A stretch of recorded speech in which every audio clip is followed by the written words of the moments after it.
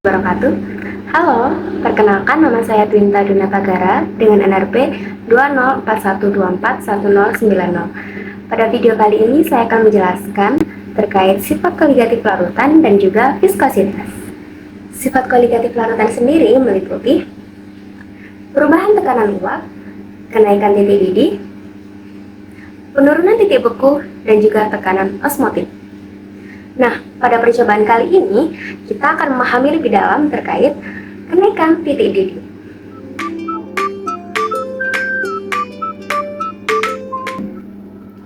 Sifat koligatif larutan, khususnya kenaikan titik didih, berperan dalam distilasi, karena zat terlarut meningkatkan titik didih pelarut. Hal ini mengaruhi suhu distilasi dalam pemisahan zat, berdasarkan perbedaan titik didih.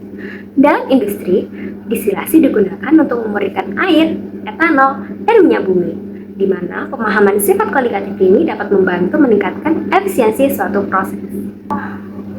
Tujuan percobaan sifat koligatif larutan ini adalah menentukan konstanta kenaikan titik didih air dan juga berat molekul suatu zat. Adapun alat dan bahan yang akan digunakan pada percobaan kali ini, alat yang digunakan meliputi kaca arloji, beker gelas, labu ukur, neraca analitik, batang pengaduk, spatula, hot plate, termometer. Adapun bahan yang akan digunakan adalah Aquades, larutan X, natrium klorida atau NaCl. Nah, memasuki prosedur yang pertama yaitu menentukan konstanta titik didih air. Langkah yang pertama, setelah diketahui nilai molaritasnya, diharapkan kita untuk menghitung massa dari NaCl. Setelah melakukan perhitungan, kita diharapkan untuk menimbang NaCl. Setelah melakukan penimbangan, yaitu melarutkan NaCl pada 200 ml Aquades.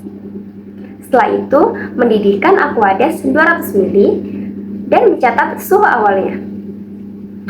Setelah itu, langsung memasukkan NaCl pada Aquades yang mendidih. Kemudian setelah itu, mencatat suhunya atau suhu kedua.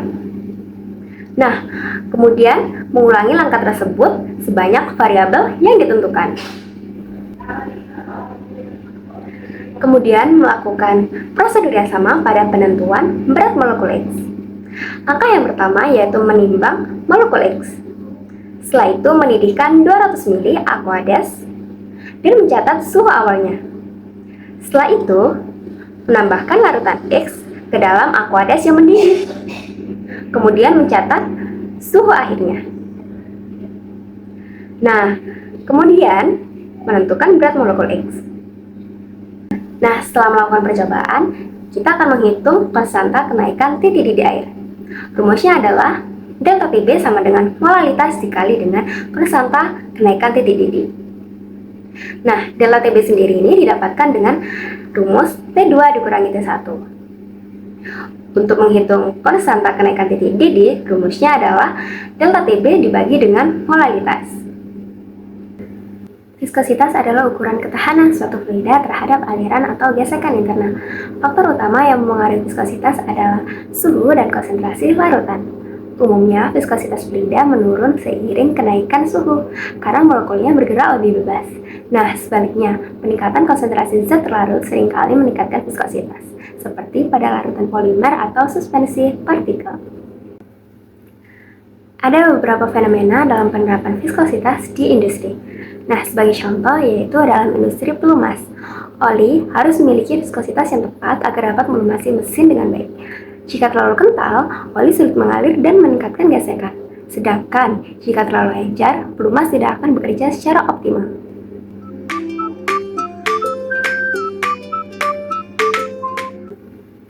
Dalam aplikasi industri, pemahaman viskositas digunakan untuk mengoptimalkan suatu proses pemompaan, pencampuran, dan transportasi fluida agar lebih efisien. Tujuan pada percobaan kali ini yaitu menentukan pengaruh dan perbedaan nilai densitas dan viskositas larutan sampel serta hubungan keduanya pada variabel suhu yang berbeda. Adapun alat dan bahan yang digunakan meliputi viskometer Oswald, gelas beker, pipet tetes, pipet kolum, gelas ukur, labu ukur, pignometer, dan termometer. Adapun bahan yang digunakan yaitu Aquades, larutan KNO3, dan larutan kloroform. Memasuki prosedur pengukuran viskositas lidah dimulai dengan menyiapkan Aquades sebagai cairan pembanding yang sudah diketahui densitas dan viskositasnya. Nah, selanjutnya dilakukan pengukuran waktu alir Aquades pada viskometer aswad dengan variasi suhu sebesar 35, 45, dan 65 derajat Celcius. Kemudian mencatat hasilnya. Setelah itu, larutan sampel disiapkan dan waktu aliran masing-masing larutan diukur pada suhu yang sama. Kemudian pengukuran dilakukan minimal 2 kali untuk memastikan akurasi. Dan setelah itu viskometer dibersihkan serta dikeringkan. Langkah terakhir adalah menghitung nilai viskositas menggunakan rumus perbandingan fluida. Nah, prosedur berikutnya yaitu perhitungan densitas. Dimulai dengan menyiapkan pignometer 10 ml dalam keadaan bersih dan kering untuk perhitungan densitas menggunakan rahasia analitik. Menyiapkan larutan dengan variabel suhu yang berbeda guna menentukan nilai densitasnya. Selanjutnya, menimbang pignometer kosong pada neraca analitik dan mencatat hasilnya. Memasukkan larutan ke dalam pignometer hingga penuh. Menutupnya rapat, lalu menimbang dan mencatat hasilnya. Kemudian menentukan densitas dengan menggunakan berat pignometer.